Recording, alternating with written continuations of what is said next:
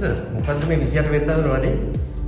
28 වෙනිදා අපි තීරණය කරලා තියෙනවා මෙවර ශිෂ්‍යත්ව ලියන දුවා දරුවන්ට හරි අපූර්ව වැඩසටහනක්.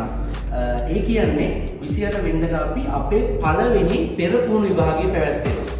මේක දිවයිනේ ප්‍රධාන නගර 4ක් කේන්ද්‍ර කරගෙන පැවැත්වෙන විභාගයක්. නිට්ටඹුව විශ්ව, ගම්පහ නවමොන්ටාන, ජායන ට්‍රෑන්ගල්, කඳාන සියෝල්.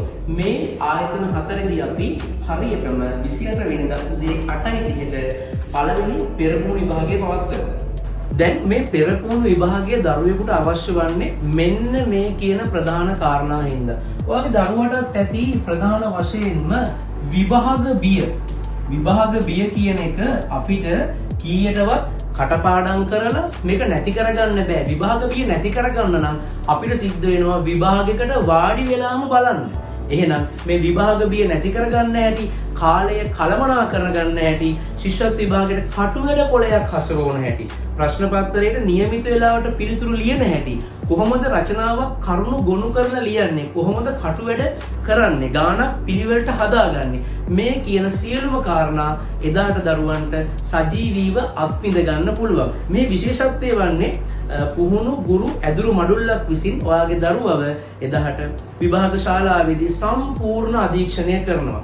මතකනේ දවස හරියටම ලබන 28 වෙනිදා උදේ නිට්ටඹුව, ගම්පහ, ජායල, කඳාන කියන අපේ ප්‍රධාන ආයතන 4දී ඕගලන්ට මේ තිරයේ දිස් වෙන අංකවලට කතා කරලා ඔයාගේ දරුවගේ අසුන වෙන් කරගන්න පුළුවන්. අපි මේ ප්‍රශ්න පත්‍ර ඇගීම සාකච්ඡාව සිදු කරන්නේ Zoom තාක්ෂණය ඔස්සේ. අපි දිනයක් ලබා දෙනවා ඕගලන්ට ඇවිල්ලා පේපර්ස් ටික අරගෙන යන්න. ඉන්න අනතුරුව දෙමව්පියන් දරුවන් ළඟ තියාගෙන මේ ප්‍රශ්න පත්‍ර සාකච්ඡාව සිදු කරනවා. එහිදී දරුවගේ එක් අඩුපාඩු අපි පැහැදිලිව වෙනම ඔයාලට ලබා දෙනවා. එහෙනම් මතකනේ දවස 28 වෙනිදා උදෑසන 8:30ට.